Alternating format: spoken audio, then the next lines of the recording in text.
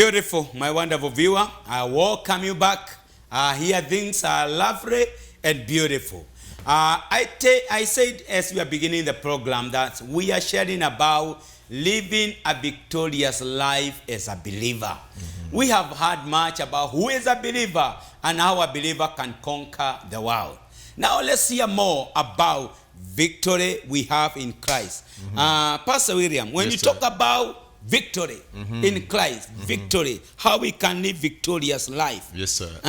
Can all believers live a victorious life? Yes, actually, victory is supposed to be the nature of every believer. We have said earlier that what salvation did, salvation brought us back to the original intent of God from the beginning. And that is what is called repentance, where we go back to the original, back to default setting, if you may, back to how God wanted things to be. How did God want things to be?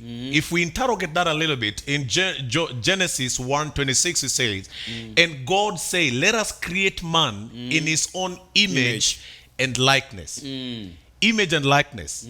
I'm thinking about image and I'm thinking about likeness. And what comes to mind is the picture. Most of us, before we came into the studio, we had to check ourselves in the mirror. Bishop, would you be surprised that that thing you saw in the mirror is not you? Yeah. That is actually your image. But you trusted your image so much that if your image is okay, you are okay. If your image is smart, you're smart. Yeah. And so if God says, let us create man in our own image and likeness, that means every time God is looking at man, he sees himself. Wow. Has God ever been defeated? No. Has God had battles? Had God ever lost any battle? No way. So if God has never lost any battle, if God has never been under pressure, if God has never been confounded, and we are created in the image of God, then there is no way that pressure can put us down. No way. There is no way that we can suffer defeat. There is no. And you see, when now we became believers, Christ came to restore back that which God had intended for humanity. That is why we said earlier that we are not operating from the place of battle. We are operating from the place of victory. Everything came back to its original setting. So that the enemy is only trying. But no matter what he tries, a friend of mine usually says, the devil tries his best. But even his best is not good enough. Amen. The victory that Christ has brought to us, the only challenge, and the question that then would come, how comes then we look like we are defeated? You see, if you have victory, but you do not know, you will live in ignorance. Most of us, our problem is not a demon problem, it is a knowledge problem. So we walk in defeat based on our ignorance. Actually, I have never heard God cry in scripture saying, my people are suffering because they are fighting a tough devil. God only says, my people are suffering for lack of knowledge. Our greatest challenge is lack of knowledge. I'll give you an example. Do you know that our healing has already been made available? But then how many people are still sick? Because we don't know what has been made available. And so we cannot use what we don't know exists for us. And this is the basis of most of us experiencing defeat. Lack of knowledge. But then if we go back to the original setting, if we understand what Christ has done for us, and this was said earlier, it is not what we are doing. It is what Christ has done. It is so amazing that when we get into this Christian battle, we are in the battlefield, but we are not the ones fighting. And Paul puts it this way. He said the weapons of our warfare are not even carnal. He said they are mighty, through God. And so we have our very nature is the nature of victory. Hallelujah. So actually the only abnormal thing will be for the believer to be defeated. Beautiful. Wow. Bishop Adro. Yes. Where there is victory, there is power. Do believers have power? Power has been provided for. But like my brother William is saying, ignorance is the greatest hindrance. But everything that a believer needs to live victoriously on the face of the earth has already been provided for. That's why Jesus on the cross, before he breathed his last, he declared and said, it is finished. He brought everything to the finish level. Wow. Yeah. So when we get into him and we are born again, we begin from the level of finished upward. We don't go downward. That is where our life begins. That's why this thing is not about a joining. My brother mentioned about membership and all that. It is not about joining the body. It's being born in this body. And you can even see that in the early church, these people, there was so much power in this church that the presence of God was so immense that the Bible says that even people feared to join them, because it's not a joining affair, it is a birth affair. And those who are born here, they are born powerful. So the only thing that can make us not live a life that seems to be victorious is when we don't know.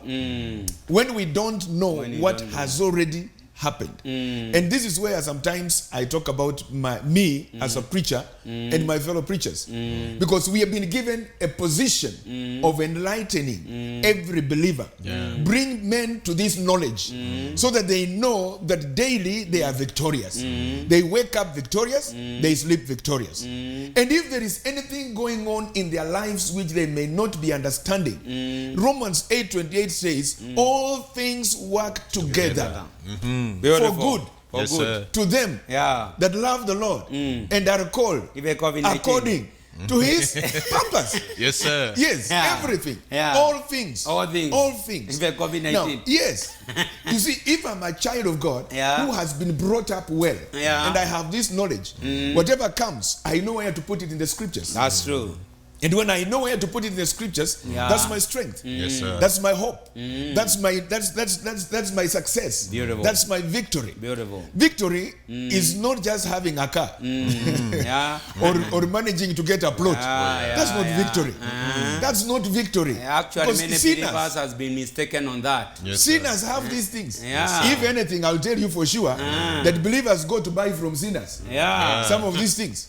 So you don't tell me that that's where victory is. Yes, sir. Victory is when I am living fully fulfilled as a child of God, exercising that which God has put in my life, putting it into place, walking in the light. The light is not this one. No, the light is the life of Christ that is in me, being manifested. And so that's why I say some of us preachers, we are the reason why. Believers don't know what to do when, don't know where to turn, because we have narrowed the message. We have walked away from teaching and we have gone into just preaching, trying to encourage people who need knowledge. Encouragement is not knowledge. No, encouragement is not knowledge. Just trying to tell people you will make it. You will make it. Be patient. No, that's not the message. People need to know who they are, what they are, whose they are, and who this person, the person they belong to, this God whom they belong to. And actually, the Bible says, "My people perish for lack of knowledge." That is so that's why believers. That's where many are. And because they have refused knowledge, God says, I've also refused them to be my priests. I've refused. Because they have refused my knowledge. So the reality of the matter, God has provided power. There is nothing still in heaven. He has provided power. There is nothing still in heaven. Everything has come where the child of God is.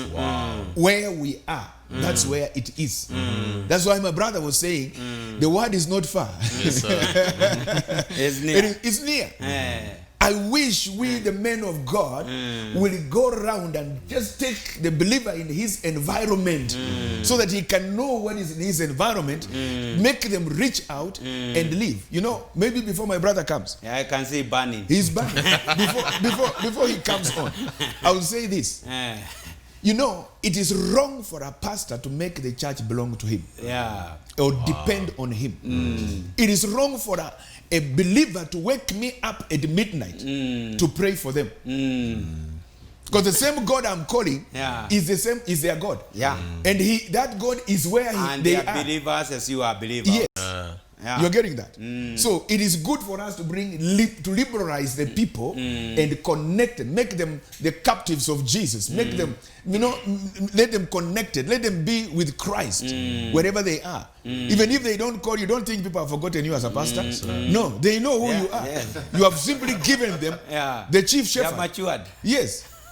So, from the question that you asked, God has provided everything. And it is here. It's not in heaven. It is here where the believer is. Everything that we need. So all believers has power. Yes. Hey. We have it. Jawajala. The power. Can you burning? Well, Welcome on board. I just I'm banning because I'm enjoying the conversation. Yeah. It is actually my view, and this is what I'll say. It is robbery for us to think. It is robbery for us to believe that God moved in the past, and God will move again when we get to heaven. In between, we survive. Oh my God. It is robbery. Yes, Nobody.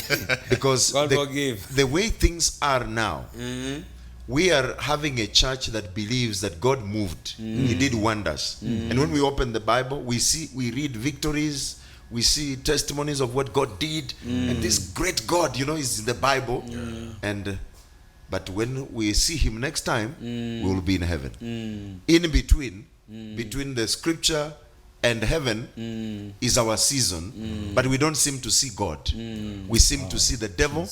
We seem to see what the enemy has done, and he looks to be winning. The devil looks to be winning according to the many mindsets of many believers. We need to come to a place of understanding that Christ conquered on the cross of Calvary. And this victory was our victory. This victory was not for himself. Jesus was not fighting for himself. Jesus was fighting for us. And the Apostle Paul tells the Corinthians in 1 Corinthians 15, verse 57, he says, "Thanks be to God who gives us victory, or who has given us victory through our Lord Jesus Christ." Now, the victory of a believer is dependent on Jesus Christ. It's not dependent on what we have and what we possess. That's why we need to come to a point where we need to live a victorious life daily. We win battles daily. And we're not fighting, like my brother said at the other end, we are not fighting to win. We are fighting to enforce what has already been conquered. Because it is one thing to have a key, but it's another thing to open the door. People can get stranded on the door, yet they have the key. That's where knowledge comes in. Knowledge is the key that opens the door to access what belongs to us. So the victory that we have as believers is through Christ Jesus. Christ Jesus has already conquered. He went ahead of us. He battled it all for us. So that when we come to the same point, we now enjoy what has already been achieved and accomplished by our master and our captain, the Lord Jesus Christ. So daily as a Christian, I need to enjoy the victory of Jesus Christ, and this victory has been purchased for me. So whatever victory that Jesus went through, it was meant for me. Now that is the reason why we need to live not under any fear of sickness, under any fear of dying, under any fear of persecution and suffering. As a matter of fact, for a Christian bishop, suffering, difficulties, persecution are not a possibility. They are a promise. Difficult times are not a possibility. They are a promise. It is wrong for us believers and for us ministers to promise people an easy life. Yes, sir. Yet we are in this life. I've heard some people say, stop suffering. No. Think now when you are a believer, you stop suffering. You don't stop suffering. You start suffering. I The like Bible that. says in John 16 verse 33, in this world you shall have tribulation, Yeah. but be of good cheer. Yes. So for me, it doesn't matter what I go through. What matters is the attitude I carry while at it. Thank Yeah. you, Jesus. Is the attitude I carry while in the midst of challenges. That's what matters. But why is it that some Christians need Christianity or to be believers where they are living a life that's they are not suffering? Now, the truth is that you don't come to a place where you're not suffering. We are in this world. That's a misconception. Is a perception issue yeah. to look at Bishop Ken and think Yeah. he has made it, Yeah. he is not going through anything. Yeah. From where you sit as a man of God, you have a lot of things that go through your mind and a lot of things that you are dealing with. And I also think you also need to look at the gospel presentation. Yes. Because there are some who presented the gospel that once you become a believer, Problems end. yeah. Yes. Now that is not the gospel of Jesus Christ. The Lord Jesus Christ himself promises us, and he says, you will. Yeah. If they did this to a raw tree, what will happen to a dry tree? Referring to the church. Now, if Jesus went through challenges, who are we to think when we go through? And this is the wrong gospel that we Yeah. have heard. Yeah. That when you have problems, then you are under a curse. Yes. Jesus took away the same curse you're telling me I have. Yeah. Yes, sir. So when I am going through difficulty, it's not a result of a curse.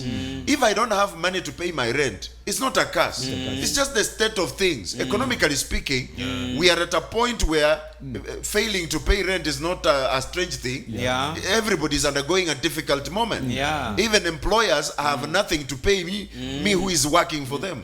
So it's not a result of a curse. If it is a curse, then Jesus died in vain. Yeah. But Jesus That's didn't wrong. die in vain. He died to take away the curse. So not all problems are a result of a curse. Yeah. Some problems are a result of we being in this present life. Now let me say this as I hand over the mic to you. There are people who think and believe that because I'm saved, I will not experience any difficulties. You're living in a world that is not real. It's fantasy. I've come to a point where I understand with the time and as I grow in life, I understand that we are in this world. This is a cursed world. This is a crooked world. We are bound to meet people who are going to make our lives unbearable and difficult. But there is one thing that is very different between them and us. We are born again. We are sons of God. We are believers in the Lord Jesus Christ. And therefore, on the basis of whose we are, we can boldly and confidently go through life with an assurance that he is with us. He promised he will be with you. So the believer needs to know that the daily victories we experience through our Lord Jesus Christ, who promised to be with us in the midst of challenges, in the midst of difficulties. He has never left us on our own. He is there with us. He's there with us. Beautiful. Pastor William. Yes, sir. Somebody say that spiritual life is in levels. Yes, sir. And every level has a demon. Yes. So in every level can we be victorious? Yes. I'll actually put it this way. Yeah. You know, we have already said that we are victorious because it is the nature of God to be victorious, and the nature of God comes into us through Jesus Christ. As a matter of fact, John chapter 1:12 says, he came unto his own did not receive him, but as many as received him, he gave them the power. That is a legal term. Yeah. The power to become the sons of God. So we have the legal right to become the sons of God. That's true. But then, I'm just reminded of a little child. A little child will be scared of a cat. Yet, the cat sometimes is scared of the child. Yeah. So sometimes, certain things that we go, every level brings with it every challenge. Every level has challenges, but in every challenge, in every level, there are victory assigned to it. Now, this is what most of us do not understand. I just want to mention what Bishop Obed was talking about earlier. Most of us imagine that because you're born again, you will not be experiencing any challenge. What we fail to understand, you mentioned a word earlier there, power. With power comes responsibility. Power has two aspects to it. There is the dunamis, the ability to make things happen. Yeah. Then there is the authority to cause things to happen. So all those are aspects of power. And the moment you get the power, then you become the target of all opposing forces. Because there is an arch enemy. He is not actually the devil. Is not the enemy of humanity. The devil is the enemy of God. He just wants to prove a point to God that what you did is not right. And so if God comes and says healing has been provided, the only thing that the enemy would want to come is to disapprove that which God has already done. We have heard earlier that victory has been provided for by Christ. You see, the devil was defeated at the cross. But he is one thing that I know of him, he doesn't give up. So he wants to keep proving a point that that victory did not actually happen. How does he do that? By attacking the believer who has been given the assignment to actualize the victory at the cross. I'll just give you an example. Our president today, the president of the Republic of Kenya, would you think that that office in itself gives him a precedence that he has all the privileges? Yet, where he sits in that office, he deals with matters that some of us may not even be able to deal with. That's true. Because of the responsibility of the office that he carries. The fact that we are representing Christ and we are representing God in a fallen world exposes us to become the targets of the enemy. And one of the things that I've learned about the enemy, he will always target the most weakest. Oh. So the weaker you are, the more he would want to annihilate you before you grow. Because he knows the higher you go, the stronger you become, and the more the things that were affecting you then does not affect you. And so it is true that every level there are challenges unique to it, but then every level has victory. There were days in my Christian walk that lacking fear would bring me down. Today, even if I don't lack fear, it's not a thing. Yeah. There are days that having sickness would become a challenge. Today, it's not a thing. Yeah. What happened?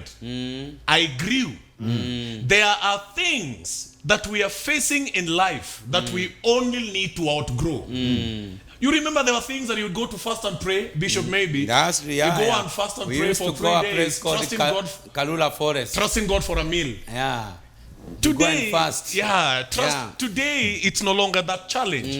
And so every level there are challenges. But again, every level there are victories. So my encouragement that it is important for believers to make sure that they are consistently and continuously growing. Because there are challenges that you simply overcome by growing. The more you grow, the more you overcome them. The more you grow, the more you overcome them. And probably our believers who are listening to us this morning, that if you keep fighting the same challenges over and over again, sio kuonewa, maybe you are not growing. Because why would the enemy keep tempting you with the same thing? It means you're not growing. So the more we grow, there are things that used to be a challenge to us. We overcome them. That is why we call them testimonies. Testimony is a test that you overcame. And so you're speaking about it from the other side of the victory. And that is what, and you see the reason why that is so important is because every time God gives you victory in one level, it gives you the courage and the faith to victory in the next level. For example, reminded of David fighting Goliath. Yeah. When he was facing Goliath, before he would stand before Goliath, he was referring to the other little victories that he had had before. And so every level, there are challenges that comes to us, but then we must grow and overcome those challenges. So, hey, powerful. Bishop Adro, Yes. as you approach wide up, this becoming sweet, powerful, and lovely. As we crown it all, can we conclude that all believers can live a victorious life? Yes. And without any question, all believers can. You have used the word can. All believers can. Because that is the position that God has placed us. God never put any one of us below that. But one thing that I want to say in line with that is sometimes we concentrate on things that are not supposed to be focused on. For example, every believer must know that they will never change the world. The world as it is remains evil and under the evil one. They will never change the world. And And that's why the Bible is very categorical to tell us that when we get born again, we are transferred from this world into another kingdom. The kingdom of God's Son. The kingdom of his dear Son. The Son of his love. Yeah. I think that's the scripture say that even if we live here on earth, in the world, we are not of the world. We are not of the world, and the world is not in us. So what we need to know is when we know that we are operating from another kingdom, even though we live here, ours is to make sure that this world does not get into us, because we are not of this world, and the world is not in us, but we are living here using the principles of the other world. That is the kingdom of God. So what we need to know, we come from a superior point. We are operating from a greater point. That's why we are operating from a victory point. And so let it be known that we are not going to change this world. Yeah. This world is already waiting for destruction. This world has already been judged. We are not going to change it. You can't change. So let's not struggle trying to change things. Let's focus on establishing ourselves as Christians by being what God wanted us to become, so that while we live here, we are living here for him. It's for his glory. It's not for us. So I want to say for sure, every believer, every child of God, born of God, can overcome, can live victorious. Even if you are born again yesterday, you have already moved from defeat. You have already moved from a lower point to a higher point. It is a fact that is given to us. None of us born of God is less born of God. None. In other words, I'm trying to say no one was born better. So every believer born of God has the capacity to live a victorious life. I like that. Proverbs says chances and times are given to us all. It is how we exploit it. And my brother talked of the key. You can go to a door. You have the key. But if you don't use the key, you will still remain outside. So this is what we now, the teachers of the word, need to do. Give people the key. Let's not keep the key. We are not letting people in. Neither are we opening even for ourselves to do what? To get inside there. So I believe every believer, every child of God is an overcomer. Beautiful. It's powerful. I want to welcome Bishop Wajala to crown the debate, and then finally you be able to lead us a prayer of blessing to all the viewers. Well, thank you, Bishop. I think a lot of things that have been shared in this platform are aimed at making the believer understand the authority, the power that they carry by reason of faith in Jesus Christ, and to enable you as a Christian to live a victorious life. And this is a daily happening. It has nothing to do with what we go through in this present life. It has everything to do with our attitude and our focus in Christ Jesus, who has conquered it all.